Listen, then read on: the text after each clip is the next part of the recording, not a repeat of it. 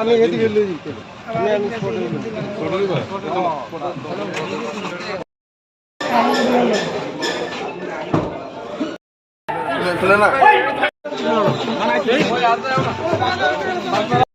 বলবেন স্বাধীন বিষয়টা এখনো তারা এখনো রয়েছে না দেখুন নির্বাচনের পর নির্বাচনের রেজাল্টের ফলাফলের পর বিভিন্ন জায়গায় হামলা হুজ্জুতি করা হচ্ছে, বাড়িঘর ভাঙচুর করা হয়েছে। এখানে কয়েকজন আমাদের সহকর্মী সমর্থকরা এখানে আছেন, তাদেরকে দেখার জন্য আমরা এসেছি এবং তাদের সঙ্গে আলোচনা হয়েছে, কথাবার্তা হয়েছে। মাননীয় মুখ্যমন্ত্রীর সঙ্গে কল্যাণীদি এবং আমাদের ভাইস প্রেসিডেন্ট সবার সঙ্গে কথাবার্তা হয়েছে, আলাপ আলোচনা হয়েছে। আমরা ইতিমধ্যেই মাননীয় মুখ্যমন্ত্রী পশ্চিমবাংলার প্রচারে আছেন, উনি হয়তো খুব সম্ভবত আজকে ফিরে আসছেন। আসার পর আমরা আরও উচ্চ পর্যায়ে আমরা বৈঠক করব এবং তারা যাতে বাড়ি ঘরে নিরাপদে যেতে পারে তার যাতে সুব্যবস্থা করা হয় এবং তার ব্যবস্থার জন্য আমরা কথা বলছি এবং আগামী দিন তাদেরকে অবশ্যই বাড়ি ঘরে পাঠানো হবে এবং তারা যাতে নিরাপদে থাকতে পারে তার ব্যবস্থা ল অ্যান্ড অর্ডার সেটা দেখবেন না। মাননীয় মুখ্যমন্ত্রী আশ্বস্ত করেছেন সেই ব্যাপারে, ওভার টেলিফোনে আমার সঙ্গেও কথা হয়েছে। তো আমরা চাই তাড়াতাড়ি তারা বাড়িতে ফিরুক এবং তাদের যেভাবে তাদের আমি একটা জিনিস অবাক হলাম যে আজকে থানসা আমরা বলছি, কিন্তু থানসাদের উপর আক্রমণ সংগঠিত করছে।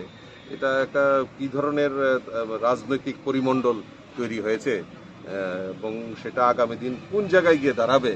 তো তার থেকে আমাদের বিরত থাকতে হবে এবং সবাই যে আমরা যে এক ত্রিপুরা শ্রেষ্ঠ ত্রিপুরার কথা বলছি সেখানে সবার মিলিতভাবে সেখানে জাতি জনজাতি সকল অংশের মানুষের মেলবন্ধনের মাধ্যমে এই ত্রিপুরাকে সমৃদ্ধশালী করতে হবে, এই স্লোগানকে সামনে দিয়ে আমরা এগিয়ে নিতে চাই। এটাই আমাদের মূল্য। নির্বাচন তো সন্ত্রাসের ফলে কয়টা শেল্টার ক্যাম্প হলো এবং কতজন আশ্রিত রয়েছে সারা রাজ্যে? না দেখুন, আমি গতকালকে আমি পার্লামেন্টে ছিলাম, গতকালকে আমি ফিরে আমি আমাদের যারা টিম অলরেডি নির্বাচনের পরের থেকেই আমাদের প্রণজিৎ সিংহ রায়, টিঙ্কু রায়, মিনিস্টাররা নেতৃত্ব এবং পার্টির নেতৃত্ব তারাও ঘোরাঘুরি করেছেন বিভিন্ন জায়গায়। আমার কাছে এখন অবধি যেই জায়গায় যেটা খবর রয়েছে এখনও 5-6 জায়গার মধ্যে রয়েছে। আমি আজকে আমার টিম কল্যাণীদি, আমার চিফ হুইপ সহ পার্টির ভাইস প্রেসিডেন্ট, জেনারেল সেক্রেটারি আমরা আজকে বেরিয়েছি, বিভিন্ন জায়গায় আমরা কথাবার্তা বলবো এবং পরবর্তী সময় কি পদক্ষেপ নিচ্ছি তা আপনাদের সামনে পরিষ্কার হবে। এবং 24 বাহিনী বা সেন্ট্রাল ফোর্স ছিল ইলেকশনকে কেন্দ্র করে, এরপরেও এই ধরনের সন্ত্রাস, কোথাও কি স্বরাষ্ট্র দপ্তরের ব্যর্থতা? না, ব্যর্থতা তো কোনো ব্যাপার নেই। ব্যর্থতা যদি হতো তাহলে তো তাদেরকে নিরাপদে নিশ্চয়ই সরিয়ে আনার সম্ভবত না। এটা আমাদের ব্যর্থতার কথা আমি বলছি না, কিন্তু আমার যেটা দরকার নিরাপত্তা ত্রুটি রয়েছে বা এমুক রয়েছে সেটা বড় জিনিস না। তো এই জায়গাতে ঘটনা কেন ঘটলো সেই ব্যাপারেও মাননীয় মুখ্যমন্ত্রী গোচরে আছেন এবং উনি আজকেই সম্ভবত নতুবা কালকে একটা উচ্চ পর্যায়ের বৈঠক সেখানে বসবেন। আমার সঙ্গে টেলিফোনেও কথা হয়েছে, কিছুক্ষণ আগেও কথা হয়েছে এবং যারা দোষী, যারা এই সমস্ত কাজ করে তারা তো তারা ত্রিপুরার এবং জনজাতিদের বিকাশ চায় না এইরকম ভাব নিয়ে তারা তাদের এই সন্ত্রাস সংগঠিত করেছে। প্রত্যেকটা ঘটনার পেছনে কি ত্রিপুরা মথারই হাত রয়েছে? অবভিয়াসলি তারা যেভাবে সন্ত্রাস করেছে, তো এটার পরিণাম কি হবে তারা বুঝতে পারে না। যখন আবার অ্যারেস্ট করা হয় তখন আবার রাস্তার উপর করে বসে থাকেন।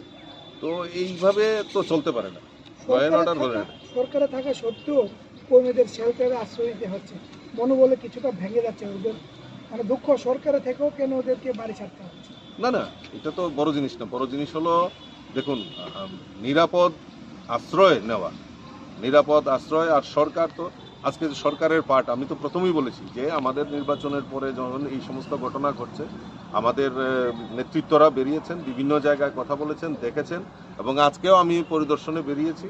এবং আমি আবারও বলছি যে তাদেরকে অতি সত্বর তারা যাতে বাড়িতে যেতে পারে তার ব্যবস্থা গ্রহণ করা হচ্ছে, পার্টির তরফ থেকে গ্রহণ করা হচ্ছে।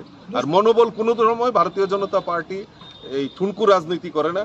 ভারতীয় জনতা পার্টি উদার মানসিকতা নিয়ে, সারা ভারতবর্ষেই ভারতীয় জনতা পার্টির সরকার রয়েছে, উদার মানসিকতা নিয়ে রাজনীতি করা হয়। আমরা তো সন্ত্রাসে বিশ্বাস করি না, আমরা তো পাল্টাপাল্টিতে আমরা বিশ্বাস করি না। আমরা চাই প্রকৃত জনজাতিদের উন্নয়ন, এই ত্রিপুরা রাজ্যের উন্নয়ন হোক। নিশ্চয়ই দুষ্কৃতীদের কাউকে রেহাই করা হবে না। দুষ্কৃতীদের আটক করা হলে রাস্তা অবরোধ সহ বিভিন্ন ধরনের হুজ্জতি হচ্ছে। হ্যাঁ, না না, এই ব্যাপারেও দেখা হবে। রাস্তা অবরোধ করে, রাস্তা করে, রাস্তা কনস্ট্রাকটিভ, রাস্তার আন্দোলন তো হতেই পারে। আমরাও রাস্তায় আন্দোলন করেছি, রাস্তায় আন্দোলন হতে পারে, কিন্তু তার জন্য একটা দোষী যারা অন্যায়কে প্রশ্রয় দেওয়া, তাহলে যারা অন্যায় করে, অন্যায়কে যারা প্রশ্রয় দেয় তারা সমদোষী। রাজ্য পুলিশের মহানির্দেশক বলেছেন সবকিছু পিসফুল রয়েছে, কোনো ধরনের কোনো দিকে গন্ডগোল নেই। এটা তার ওনার বক্তব্য, উনি খণ্ডন করবেন, এটা আমি কি বলবো?